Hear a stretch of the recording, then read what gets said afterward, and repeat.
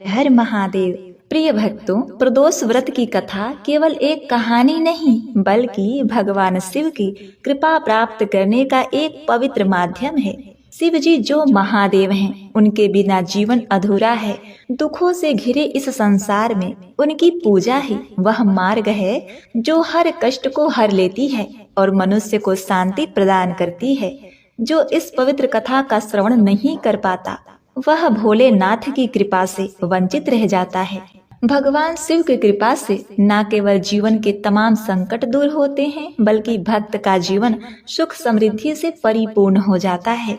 प्रदोष के समय महादेव कैलाश पर्वत पर रजत भवन में इस समय नृत्य करते हैं और देवता उनके गुणों का स्तवन करते हैं। तो करें, अब सुनते हैं यह सुंदर कथा। विदर्भ देश में सत्यरथ नाम से प्रसिद्ध एक राजा थे जो धर्म में तत्पर, सत्य और शील थे। बड़े बड़े शिव भक्तों से प्रेम करने वाले थे।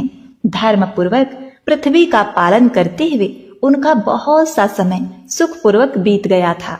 तदवंतर किसी समय साल्व देश के राजाओं ने उस राजा की राजधानी पर आक्रमण करके उन्हें चारों ओर से घेर लिया तथा उन शत्रुओं से राजा का बड़ा भयंकर युद्ध हुआ। शत्रुओं के साथ दारुण युद्ध करके उनकी बड़ी भारी सेना नष्ट हो गई। फिर दैव योग से राजा भी शत्रुओं के हाथों मारे गए। उन नरेश के मारे जाने पर मरने से बचे हुए सैनिक वो भय से विह्वल होकर भाग खड़े हुए। उस समय विदर्भ राजा सत्यरथ की महारानी शत्रुओं से घिरी हुई होने पर भी कोई प्रयत्न करके रात के समय अपने नगर से बाहर निकल गई। वे गर्भवती थी, अतः शोक से संतप्त हो भगवान शंकर के चरण कमलों का चिंतन करते हुए वे धीरे धीरे पूर्व दिशा की ओर बहुत दूर चली गईं। सवेरा होने पर रानी ने भगवान शंकर की दया से एक निर्मल सरोवर देखा। उस समय तक वे बहुत दूर का रास्ता तय कर चुकी थी। सरोवर के तट पर आकर वे सुकुमारी रानी एक छायादार वृक्ष के नीचे बैठ गई। भाग्यवश उसी निर्जन स्थान में वृक्ष के नीचे ही रानी ने उत्तम गुणों से युक्त शुभ मुहूर्त में एक दिव्य बालक को जन्म दिया जो सभी शुभ लक्षणों से संपन्न था। दैववश उस बालक की जननी महारानी को बड़े जोर की प्यास लगी। जब वे पानी पीने के लिए उस सरोवर में उतरी, उतने में ही एक बड़े भारी ग्राह ने अर्थात मगरमच्छ ने आकर रानी को अपना ग्रास बना लिया। मगरमच्छ के हाथों रानी मारी गई। अब बालक पैदा होते ही माता पिता से विहीन हो गया और भूख प्यास से पीड़ित हो उस तालाब के किनारे जोर जोर से रोने लगा। इतने में उस पर कृपा करके भगवान महेश्वर वहां आ गए और उस शिशु की रक्षा करने लगे। उन्हीं की प्रेरणा से एक ब्राह्मणी अकस्मात वहां आ गई। वह विधवा थी और घर घर भिक्षा मांगकर जीवन निर्वाह किया करती थी और अपने 1 वर्ष के बालक को गोद में लिए हुए उस तालाब के तट पर पहुंची। उसने एक अनाथ शिशु को वहां रोते हुए अर्थात क्रंदन करते हुए देखा। निर्जन वन में उस बालक को देखकर ब्राह्मणी को बड़ा ही विस्मय हुआ और मन ही मन विचार करने लगी, अहो, यह मुझे इस समय बड़े आश्चर्य की बात दिखाई देती है। यह नवजात शिशु जिसकी नाल भी अभी तक नहीं कटी है, पृथ्वी पर पड़ा हुआ है। इसकी माँ भी नहीं है, पिता आदि दूसरे कोई सहायक भी यहाँ दिखाई नहीं देते। क्या कारण हो गया? ना जाने यह किसका पुत्र है। इसे जानने वाला यहाँ कोई भी नहीं है जिससे इसके जन्म के विषय में पूछ सके। इसे देखकर मेरे हृदय में करुणा उत्पन्न हो गई। मैं इस बालक का अपने पुत्र की भांति पालन पोषण करना चाहती हूँ, परंतु इसके कुल और जन्म आदि का ज्ञान न होने के कारण इसे छूने का साहस नहीं होता। ब्राह्मणी जब इस प्रकार विचार कर रही थी, उसी समय भक्तवत्सल भगवान शंकर ने बड़ी कृपा की।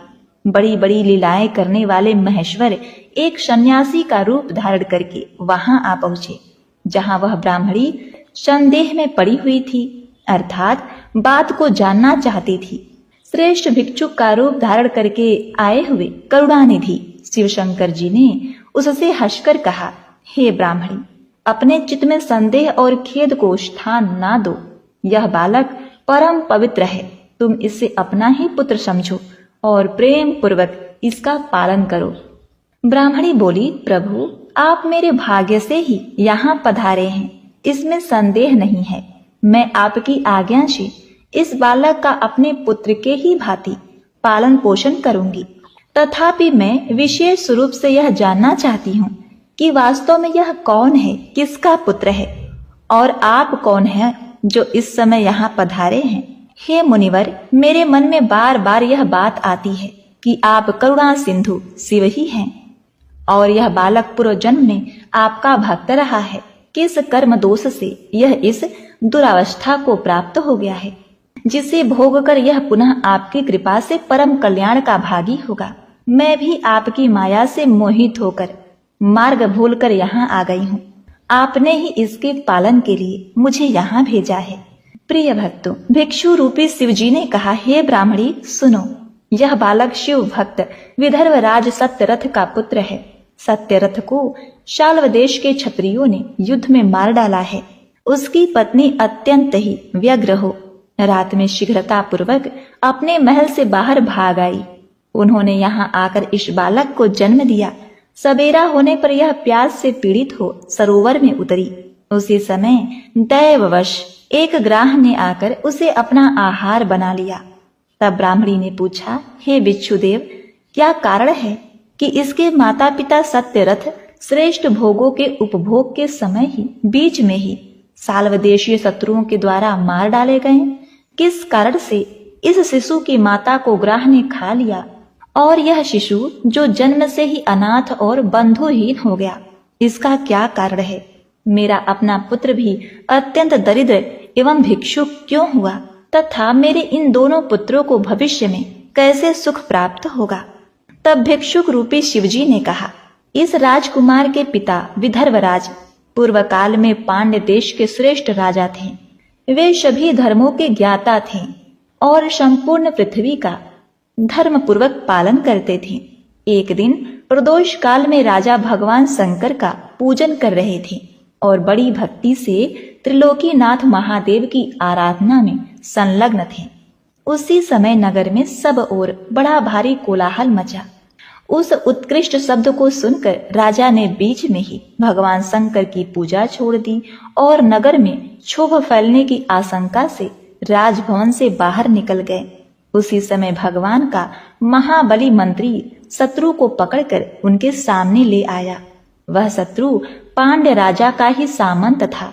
उसे देखकर राजा ने क्रोधपूर्वक उसका मस्तक कटवा दिया। शिव पूजा छोड़कर नियम को समाप्त किए बिना ही राजा ने रात में भोजन भी कर लिया। इसी प्रकार राजकुमार भी प्रदोष काल में शिव जी की पूजा किए बिना ही भोजन करके सो गया। वही राजा दूसरे जन्म में विदर्भराज हुआ था। शिव की पूजा में विघ्न होने के कारण शत्रुओं ने उसको सुख भोग के बीच में ही मार डाला।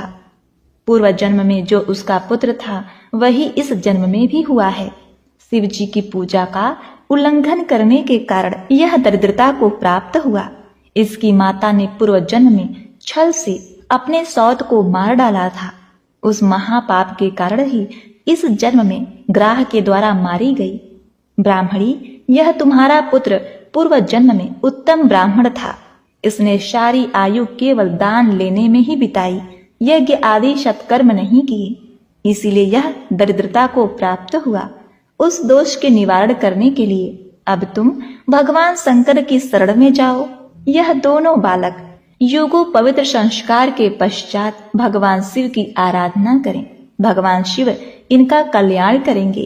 प्रिय भक्तों, इस प्रकार ब्राह्मणी को उपदेश देकर भिक्षु भगवान शिव जो सन्यासी के भेष में थे, भक्त वत्सल शिव जी ने अपने उत्तम स्वरूप का दर्शन कराया।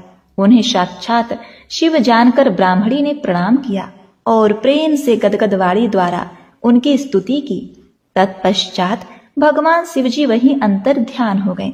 उनके चले जाने पर ब्राह्मणी उस बालक को लेकर अपने पुत्र के साथ घर को चली गई। उस उत्तम अन्न से अपने बेटे तथा राजकुमार का भी पालन पोषण करने लगी। यथा समय ब्राह्मणों ने उन दोनों का यज्ञोपवीत संस्कार कर दिया। वे दोनों शिव की पूजा में तत्पर रहते हुए घर पर ही बड़े हुए। सांडल्य मुनि के उपदेश से नियम परायण हो वे दोनों शुभ व्रत करके प्रदोष काल में शंकर जी की पूजा करते थे। एक दिन ब्राह्मण कुमार राजकुमार को साथ लिए बिना ही नदी में स्नान करने के लिए गया। वहां उसे धन से भरा हुआ एक सुंदर कलश मिला। इस प्रकार भगवान शंकर की पूजा करते हुए उन दोनों कुमारों का उसी घर में 1 वर्ष बीत गया। तत्पश्चात एक दिन राजकुमार उस ब्राह्मण कुमार के साथ वन में गया। वहां अकस्मात एक गंधर्व कन्या आ गई। उसके पिता ने वह कन्या राजकुमार को दे दी। गंधर्व कन्या से विवाह करके राजकुमार बिना कष्ट के राज भोगने लगे। जिस ब्राह्मण पत्नी ने पहले अपने पुत्र की भांति उसका पालन पोषण किया था वही उस समय राजमाता हुई और वह ब्राह्मण कुमार उसका भाई हुआ और वह राजकुमार राजा हुआ जिसका नाम धर्मगुप्त था। इस प्रकार देवेश्वर शिव की आराधना करके राजा धर्मगुप्त अपने उस रानी के साथ विदर्भ देश में सुखपूर्वक राज करने लगे, क्योंकि उस राजकुमार ने अपने पिता के शत्रुओं को पराजित करके अपना विदर्भ राज वापस ले लिया था। अतः जो कोई भगवान शिव के इस महात्म को बड़े प्रेम भाव से सुनता है वह भगवान शिव के धाम में जाता है। और सबसे पहले प्रदोष व्रत किसने किया, यह दुर्लभ कथा इस प्रकार है। एक दिन चंद्रदेव यूं ही विचरण करने के लिए निकले थे।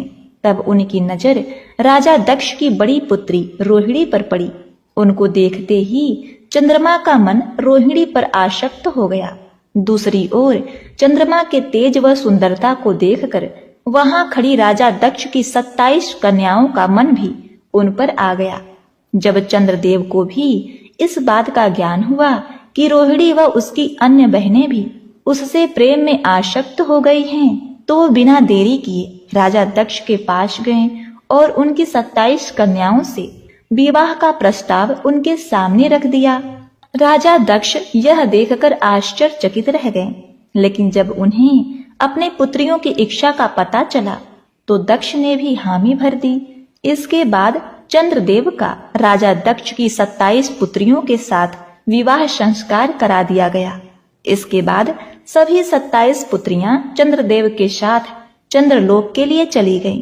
चंद्रदेव राजा दक्ष की 27 कन्याओं में से सबसे बड़ी पुत्री रोहिणी से ही सबसे अधिक प्रेम किया करते थे।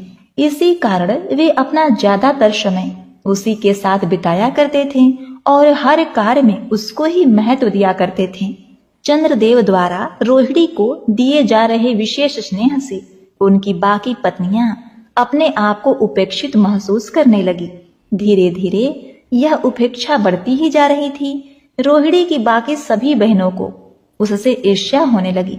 चंद्रमा के द्वारा उनके साथ किया जा रहा यह व्यवहार उन्हें सहन नहीं हुआ और वे सभी पुनः अपने पिता राजा दक्ष के पास चली गईं। राजा दक्ष अपनी सभी पुत्रियों के इस प्रकार अचानक आगमन से चौंक गए और इससे उनका कारण पूछा। तब सभी ने अपने पिता के सामने पूरी बात बेझिझक बता दी और इसका समाधान निकालने को कहा। अपनी पुत्रियों की व्यथा और चंद्रमा के दुर्व्यवहार को सुनकर दक्ष भी बड़े दुखी हुए। उन्होंने चंद्रमा से भेंट की और शांति पूर्वक कहा, हे कलानिधि, तुमने निर्मल व पवित्र कुल में जन्म लिया है, फिर भी तुम अपनी पुत्रियों के साथ भेदभावपूर्ण व्यवहार करते हो।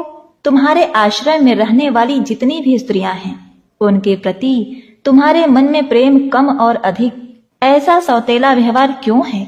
तुम किसी को अधिक प्रेम करते हो और किसी को कम प्रेम करते हो, ऐसा क्यों करते हो? अब तक जो व्यवहार किया है वह ठीक नहीं है, फिर अब आगे ऐसा व्यवहार तुम्हें नहीं करना चाहिए। जो व्यक्ति आत्मजनों के साथ विषमता पूर्वक व्यवहार करते हैं उसे नरक में जाना पड़ता है। इस प्रकार प्रजापति दक्ष ने अपने दामाद चंद्रमा को प्रेम पूर्वक समझाया और चंद्रमा में सुधार हो जाए ऐसा सोचा। प्रजापति दक्ष वापस लौट आए। इतना समझाने पर भी चंद्रमा ने अपने ससुर प्रजापति दक्ष की बात नहीं मानी। रोहिणी के प्रति अतिशय आसक्ति के कारण उन्होंने अपने कर्तव्य की अवहेलना की तथा अपनी अन्य पत्नियों का भी ख्याल नहीं रखा। उन सभी से उदासीन रहे। दोबारा समाचार प्राप्त करके प्रजापति दक्ष बड़े दुखी हुए। वे पुनः चंद्रमा के पास आकर उन्हें उत्तम नीति के द्वारा समझाने लगे। दक्ष ने चंद्रमा से न्यायोचित बर्ताव करने की प्रार्थना की।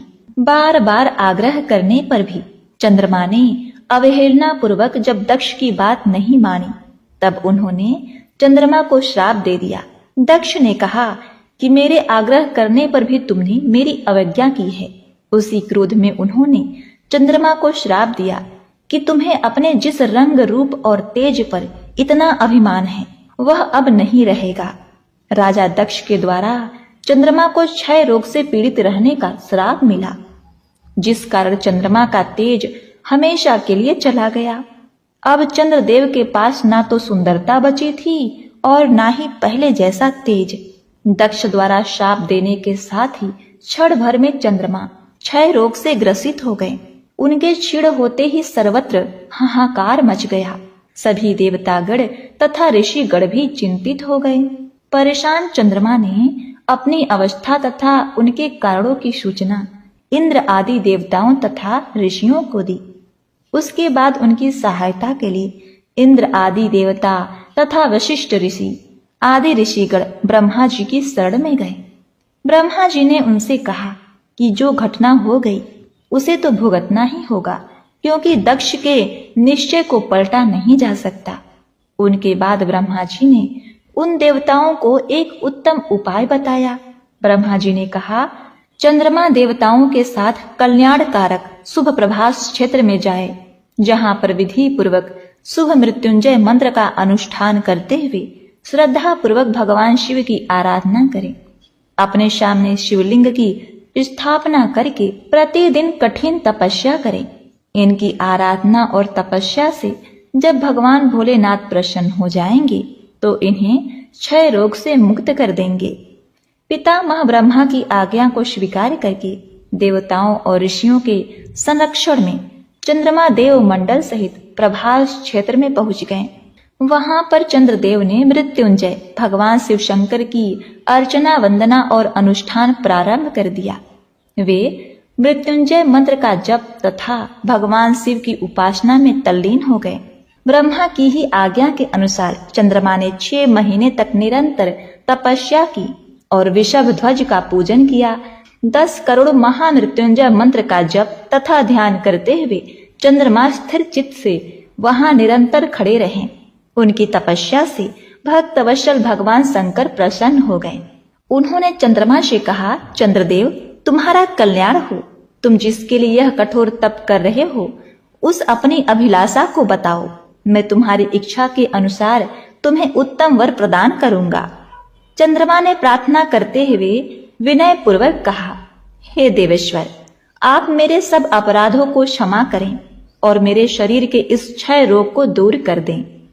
इस श्राप को पूरी तरह से समाप्त करना भगवान शिव के लिए संभव न था, अतः मध्य का मार्ग निकाला गया। उन्होंने कहा, चंद्रदेव, तुम्हारी कला प्रतिदिन एक पक्ष में क्षीण होती रहेगी, तुम्हारी दूसरी पक्ष में प्रतिदिन वह निरंतर बढ़ती रहेगी। इस प्रकार तुम स्वस्थ और लोक सम्मान के योग्य हो जाओगे। भगवान शिव का कृपा रूपी प्रसाद प्राप्त करके चंद्रदेव बहुत ही प्रसन्न हुए। चंद्रमा ने प्रदोष काल में भगवान शिव का कठोर तप किया। उनकी भक्ति से प्रसन्न होकर भगवान शिव ने उन्हें श्राप से मुक्त कर दिया और अपने मस्तक पर धारण कर लिया। इसके बाद चंद्रमा की कलाएं फिर से बढ़ने लगी और पूर्णिमा पर वह पूर्ण चंद्र के रूप में दिखाई देने लगे। तो प्रेम से बोलिए, शिव शंकर भगवान की जय। ओम नमः शिवाय।